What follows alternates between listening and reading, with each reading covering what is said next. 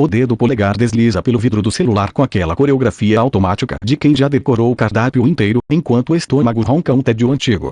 A gente não tá com fome de comida, tá com fome de não ter que decidir mais nada hoje.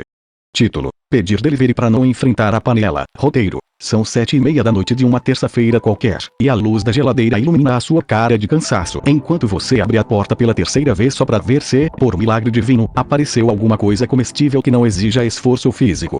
Não apareceu. Tem um resto de arroz duro numa tupperware no fundo, um tomate que já passou da fase de amizade e um pedaço de queijo Minas que tá secando as beiradas há dias. Na pia, 2 xícaras do café da manhã ainda estão lá, criando uma civilização própria de borra. O cenário é clássico.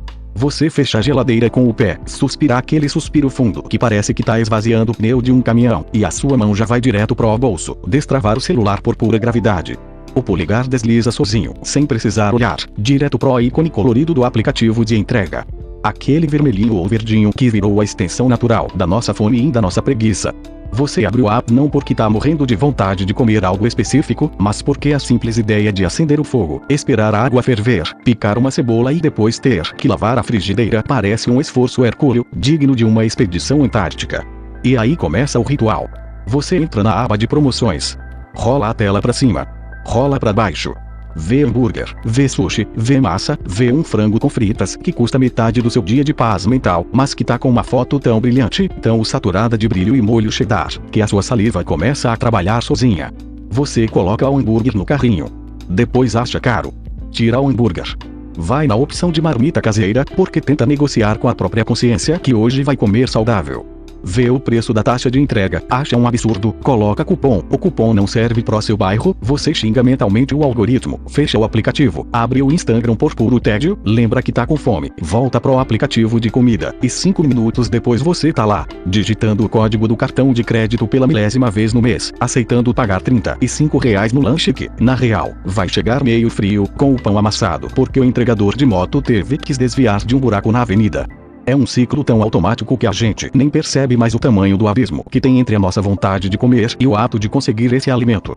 Antigamente, para comer, a humanidade caçava, colhia, plantava, acendia fogueira na tora, passava horas cuidando do fogo.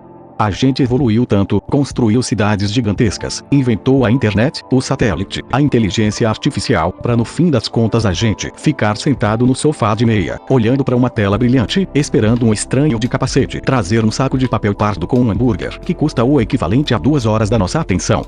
Epicuro, um grego antigo que adorava falar sobre os prazeres simples da vida, dizia que a gente complica demais o que é básico. Ele dizia que o estômago não é ingrato, que ele só quer o essencial para parar de roncar. Um pouco de pão, água, talvez um queijo simples, e zero drama. Mas tenta explicar isso pra nossa cabeça moderna às 8 da noite de um dia em que a única coisa que a gente fez foi reagir a estímulo e apagar incêndio mental. O estômago não quer só comida, ele quer conforto.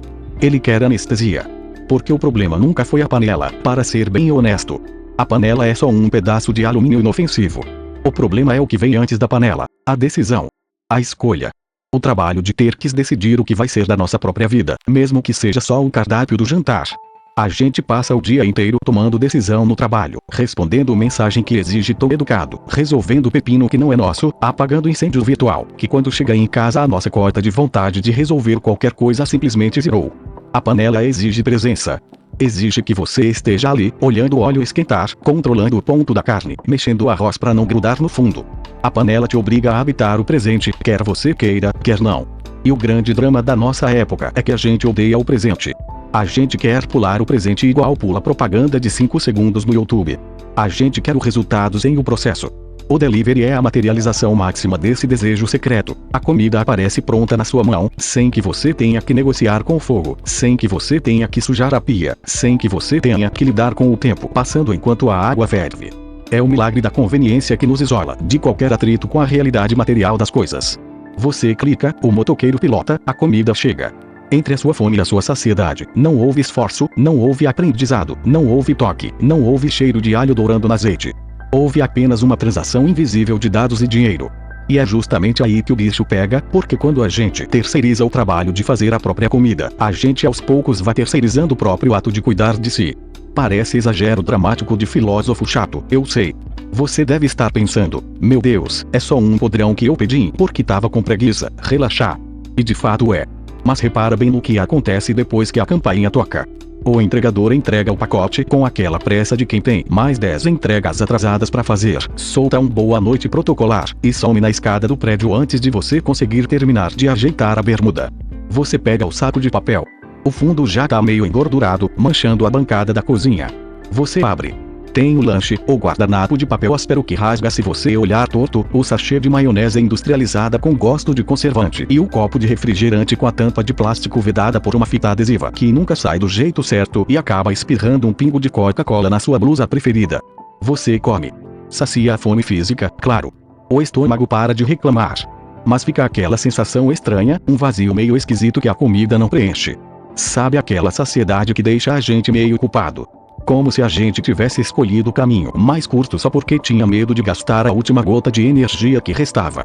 Sêneca, o romano que escreveu um monte de cartas sobre a brevidade da vida, e que provavelmente odiaria o trânsito de São Paulo tanto quanto a gente, dizia que a gente não tem falta de tempo, mas que a gente desperdiça muito tempo fazendo o que não importa só pra fugir do que realmente interessa.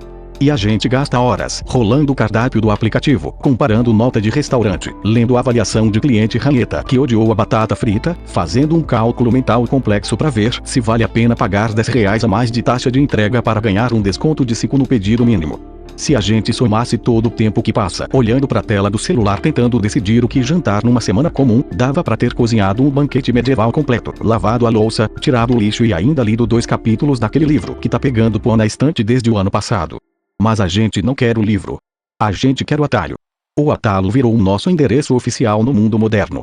A gente quer o atalho para o trabalho, o atalho para notícia, o atalho para as relações, o atalho para comida. A gente quer a vida no modo fast forward, onde tudo acontece rápido e nada deixa marca. Só que o problema do atalho é que ele pula a paisagem. E quando você pula a paisagem inteira, você chega no destino sem saber como foi parar lá. O entregador vai embora, você joga a embalagem plástica e o resto de papelão direto na lixeira da pia, sem nem amassar direito, porque até isso dá preguiça, escova os dentes com pressa, apaga a luz da cozinha e vai deitar. E enquanto você encosta a cabeça no travesseiro, com aquela leve queimação no estômago típica de quem jantou gordura às 9 da noite, fica ecoando na sua cabeça o barulho do óleo que você evitou esquentar, como se a própria panela estivesse te cobrando uma fatia de presença que você se recusou a pagar, e essa queimação no estômago, se você parar para reparar bem, não é só o óleo reutilizado 3 vezes na fritura da pastelaria da esquina. É o gosto de uma pequena recusa. A recusa de lidar com o sujo, com o tempo demorado das coisas que exigem um começo, um meio e um fim. Epicuro, que entendia muito de prazeres simples, defendia que a gente devia buscar o que é natural e necessário, e desconfiar daquilo que exige artifício desmedido para ter sabor. Para ele, um pedaço de pão e um pouco de água bastavam para o homem ser feliz, desde que acompanhados da paz de espírito. Mas tenta falar de paz de espírito para quem tá na frente do celular às 10h30 da noite, com 12 abas abertas no navegador, comparando o frete de um temaki com o frete de um hambúrguer artesanal que vem numa caixinha de papelão preta com o logo em relevo. Epicuro ia cair duro no chão se visse que a nossa maior angústia diária é decidir se a taxa de entrega de R$7 vale a pena para não ter que fritar um ovo. A gente complicou o básico. A gente transformou o ato de comer, que era para ser o momento mais elementar de ancoragem com a terra, com o fogo, com a sobrevivência pura, em mais uma tarefa terceirizada. Você não come o que o mundo produz. Você consome a conveniência de alguém ter cozinhado para você no galpão escuro na periferia, pilotado uma moto debaixo de chuva com freio estourado, só para te entregar uma comida morna que você vai comer olhando pro feed de uma rede social onde todo mundo parece estar num restaurante rústico na Toscana, comendo uma massa fresca feita à mão por uma nona centenária. Olha que ironia fina e cruel. A gente usa a tecnologia para fugir do trabalho manual de cozinhar, e gasta o tempo livre que a gente ganhou olhando outras pessoas cozinhando ou comendo em vídeos de 15 segundos. A tela do celular virou a nossa cozinha de mentira. A gente assiste ao vídeo do cara cortando cebola com precisão cirúrgica, o som da faca batendo na tábua de bambu, o azeite dourando o alho, a fumaça subindo bonita em câmera lenta. Dá água na boca. A gente dá um like, manda o link pro grupo dos amigos com a legenda precisou e volta pro nosso aplicativo de entrega para pedir um lanche de micro-ondas com gosto de papelão plastificado. A gente consome o simulacro do esforço alheio porque o nosso próprio esforço parece ter perdido sentido. É como se a vida real tivesse ficado pesada demais para as nossas mãos delicadas de geração moderna. A gente tem medo do óleo que espirra, do cheiro de alho que gruda no dedo indicador, da louça que acumula na pia e forma aquela montanha de cerâmica suja que parece te julgar em silêncio no meio da madrugada. Tem uma frase do filósofo coreano Byung-Chul Han que encaixa como uma luva nessa nossa neurose contemporânea. Ele fala que a sociedade atual é a sociedade do desempenho, obcecada pela eficiência, onde a gente transformou a própria vida numa mercadoria a ser otimizada. Só que essa mania de otimizar tudo acaba eliminando o que ele chama de negatividade, que são justamente as resistências do mundo, o tempo lento, o atrito, o trabalho manual, aquilo que não rende lucro imediato nem otimização métrica. Cozinhar é puro atrito. A cebola faz chorar. A água demora a ferver. A pia entope. O sal pesa demais se a mão vacilar. Mas é exatamente nesse atrito inútil, nessa perda de tempo sagrada em frente ao fogão, que a gente recupera nossa densidade no mundo.